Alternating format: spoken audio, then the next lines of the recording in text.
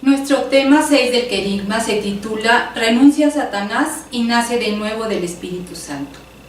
Vamos a dividir nuestra plática en dos partes. En la primera hablaremos de la renuncia que debemos hacer a las prácticas que no quiere ni permite Dios. Y en la segunda hablaremos de la acción del Espíritu Santo en nuestras vidas. Se requiere de nuestra renuncia a las obras del mal. Tenemos inteligencia y voluntad. Y podemos nosotros saber por nosotros mismos las cosas que hacemos empleando mal nuestra libertad. Y nos llevan a cometer errores. Pues ya no somos esos niños a quienes sus padres llevaron a bautizar. Y ellos a nombre nuestro renuncian a todo mal. Hoy es el momento en el que Dios te pide, por el gran amor que nos tiene, que renuncies a lo que te aleja de Él. Desde los primeros siglos de la Iglesia hasta nuestros días, a todos los hombres y niños que se bautizan, en la liturgia se les lee una renuncia a Satanás. Y nuestros padres renuncian a nuestro nombre. Pero el problema es que muchos de nosotros no tenemos ni idea de qué fue a lo que nuestros padres renunciaron. ¿Y qué es esa renuncia que hicieron en mi nombre? Les voy a platicar en qué consiste esta renuncia que tenemos que hacer. El por qué me dicen que tengo que renovarme si yo ya soy un hombre mayor. En la palabra de Dios, que está en Deuteronomio capítulo 18, versículo 9 al 13, nos indica muy claramente Dios a qué tenemos que renunciar. Su palabra hoy nos dice: cuando hayas entrado en la tierra de Yahvé tu Dios, que te da, no imites las malas acciones de aquellos pueblos, que no haya en medio de ti nadie que haga pasar a su hijo o a su hija por el fuego, que no haya adivinos, ni nadie que consulte a los astros, ni hechiceros, que no se halle nadie que practique encantamientos o consulte los espíritus, que no se halle ningún adivino o quien pregunte a los muertos. Porque Yahvé aborrece a los que hacen estas cosas, y precisamente por esta razón los expulsa delante de ti. Te portarás bien en todo con Yahvé tu Dios. Esta es palabra de Dios. Nuestra renuncia debe renovarse. En nuestra vida tenemos todas las armas que requerimos, porque Jesús en su cruz derrotó a todo mal. No podemos ir con los adivinos a que a través de la astrología me digan mi presente o mi futuro. No a las lecturas de cartas, a la lectura del café, no a las consultas de la ouija, o ir con el brujo y pedir unos amarres o solicitar con ellos la buena suerte o la salud. No a las limpias, algunas de ellas con huevo, las hierbas, incluso hasta la veladora de San Judas utilizan ellos mal. Y te hacen limpia, no a toda comunicación con los muertos o prácticas espiritistas, no son correctas. En muchas ocasiones son fraude, pero en otras son verdaderas manifestaciones satánicas. Algunas son ocultas y nos hacen creer que son buenas. Y algunos brujos ponen a sus santitos allá a un lado para engañarnos. Si alguno de nosotros incurrió alguna vez en cualquiera de estas prácticas que mencioné, o acudió sin tener el conocimiento del daño que pueden ocasionar, o lo tomó como un juego porque lo desconocía, aunque te hayan adivinado o sanado, no fue Dios quien lo realizó ese supuesto bien. Fue el maligno, y todo lo cobra él a su debido tiempo. meses, años o en otra vida. Esto tarde o temprano se va a reflejar en tu vida. El mal tiene poder cuando tú le das permiso de entrar en ti. No tengan en su casa amuletos y por favor no se los pongan a los niños. Ese mal de ojo que les cuelgan, el listoncito rojo, porque a quien le están pidiendo que los cuide no es a Dios. Al que le están pidiendo consejo en las cartas, en las limpias, no es a Dios. Ni Dios hace regresar a los muertos para que a ti te hable. Una cosa es orar por ellos y otra cosa es hacer sesiones espiritistas. No se dejen engañar, pues el mal se disfraza para que nosotros lo veamos atractivo.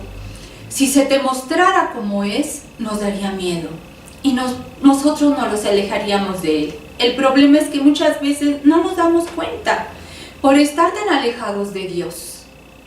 Si lo tendemos a él, estaremos en sus manos con total protección que da Dios y no tendremos la necesidad de encontrar soluciones falsas fuera de Dios.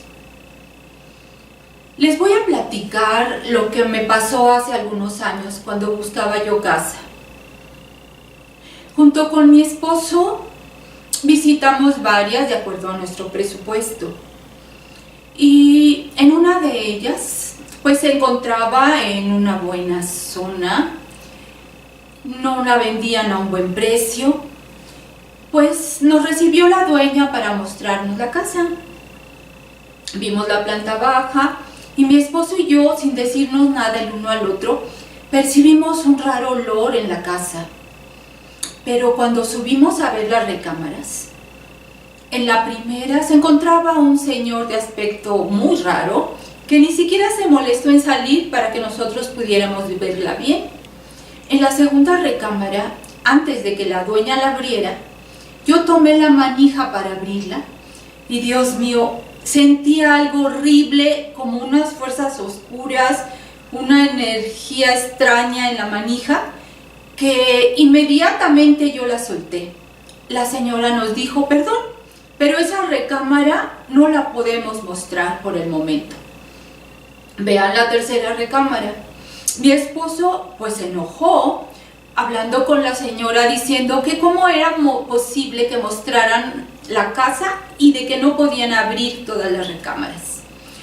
En lo que ellos platicaban, entré yo sola a la tercera recámara, que era la principal y estaba abierta, se veía grande por fuera, eran como las 6 de la tarde, por lo cual ya se contaba con poca luz. Y Dios mío, al entrar en la recámara, apenas había dado unos 5 pasos a lo mucho, empecé a gritarle a mi esposo, ¡está temblando! ¡Está temblando! Angustiada, el piso se me movió a tal grado de que yo no podía tener el equilibrio estando parada. Mi esposo entró enseguida y me tomó de los brazos y le dice a la señora, por favor prenda el foco, por favor. Y le responde, en esta recámara no hay focos. Y le pide a mi esposo, recorre la cortina. Y le contesta, no hay ventanas. Y pues ya se imaginarán, no estaba temblando y era imposible que una recámara no tuviera ventanas y mucho menos un foco. Salimos enseguida de esa casa. Lo más seguro es que los dueños de esa casa tenían ciertos ritos satánicos y ese rechazo se sintió porque tanto mi esposo como yo llevábamos a Jesús en nuestro corazón. Y gracias a Dios lo que pasó no nos dañó, por la gran protección que Dios nos da, y salimos de ese lugar. Les platico esto porque muchas veces pensamos que el que yo acuda con brujos, espiritistas o demás prácticas no me pueden dañar. A lo mejor no me dañan a mí directamente, pero sí dañan a algún miembro de mi familia o mis relaciones laborales, familiares, dañan mi hogar con todas esas cosas malas que yo guardo en él. Y sobre todo dañan mi relación con Dios, porque le estoy dando al maligno el lugar que a Dios le corresponde. No podemos mezclar las cosas de Dios con las cosas del maligno. No podemos tener en casa un Cristo, un frasco de agua bendita, y en la misma casa tener cosas de brujería. En la misma casa tener revista con horóscopos. En la misma casa darle entrada a Dios, pero también al enemigo. No podemos tener en casa objetos del mal, porque dañan y provocan pleitos, divisiones e incluso enfermedades en algunas personas que habiten en mi casa. Pasemos ahora a la segunda parte de nuestra plática, ya que hemos experimentado el amor de Dios, lo que nos aleja de Él, la necesidad de un cambio de vida. También, ya que hemos experimentado la necesidad de renovar nuestro bautismo, veremos la importancia de nacer de nuevo por el Espíritu Santo, para profundizar más en nuestra fe y para afirmar mejor la conversión, de la que hablamos ya en nuestro tema anterior. Toda persona ya bautizada puede renovar su bautismo si así lo quiere. En la palabra de Dios que está en Hechos 2, versículo 38, se nos dice: convertíos y que cada uno de vosotros se haga bautizar en el nombre de Jesucristo, para remisión de vuestros pecados, y recibiréis el don del Espíritu Santo. Esta es palabra de Dios. Nosotros no podemos quedarnos siendo las mismas personas, o teniendo ya un encuentro con Dios y habiendo renunciado ya a las cosas del mal. Por eso es necesario que el Espíritu Santo nos ayude para vivir la nueva vida. Que se bauticen los que no están bautizados y que renueven su bautismo los que ya lo tenemos. Nosotros podemos renovar nuestro bautismo y experimentar la gracia de Dios. Es el Espíritu Santo el que produce en nosotros un nuevo nacimiento, un nombre nuevo en nosotros. El Espíritu Santo lo recibimos cada uno de nosotros el día de nuestro bautismo.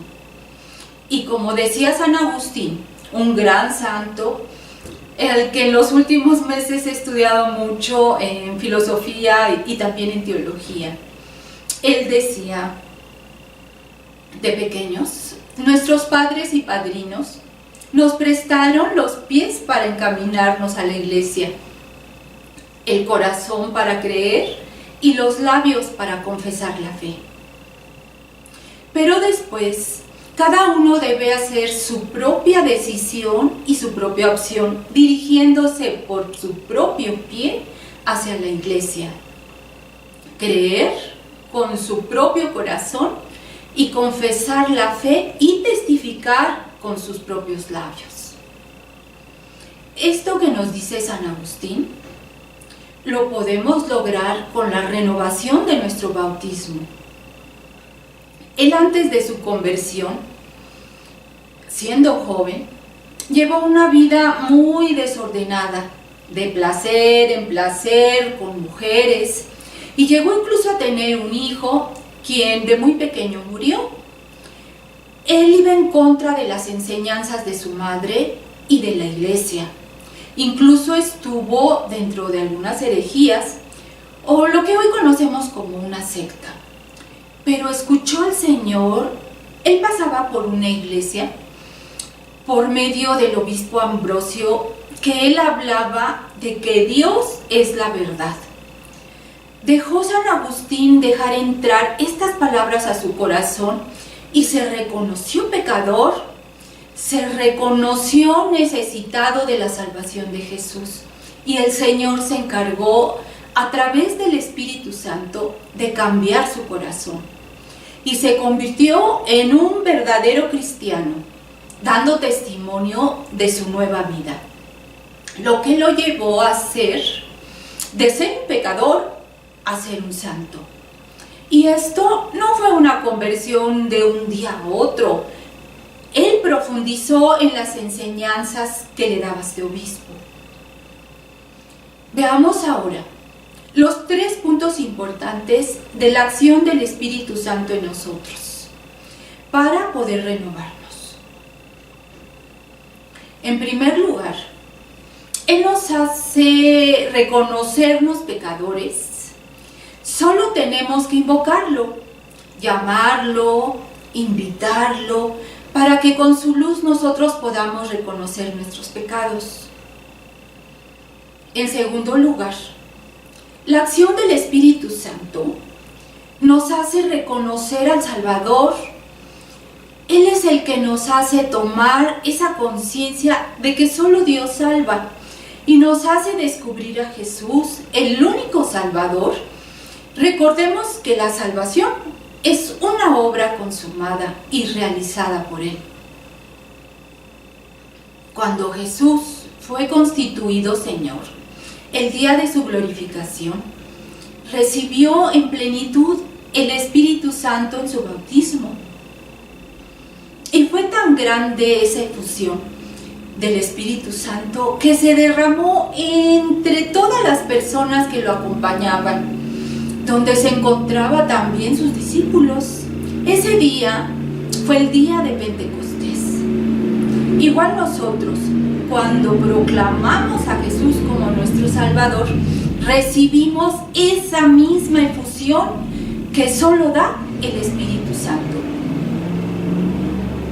En tercer lugar, el Espíritu Santo junta al pecador con Dios. Es el Espíritu Santo el que te impulsa a reconocer tus pecados y a confesarlos. Termino el tema de hoy con una reflexión que quiero dárselas y que ustedes mismos den respuesta a ella. Si la actuación del Espíritu Santo no se ve físicamente, pero sabemos por la palabra de Dios que su actuación sí se nota en los creyentes con su comportamiento, entonces yo te pregunto a ti, hermano, ¿se te nota la actuación del Espíritu en tus acciones? ¿En tu trabajo? ¿En tu vida? Hay que respondernos a nosotros mismos. Si les ha gustado esta evangelización del querigma, compártanla con nuestros hermanos, que este mensaje pueda llegar a ellos. Y los invito a suscribirse en nuestro canal de YouTube. Vamos a continuar con otros temas de evangelización. Gracias y hasta pronto.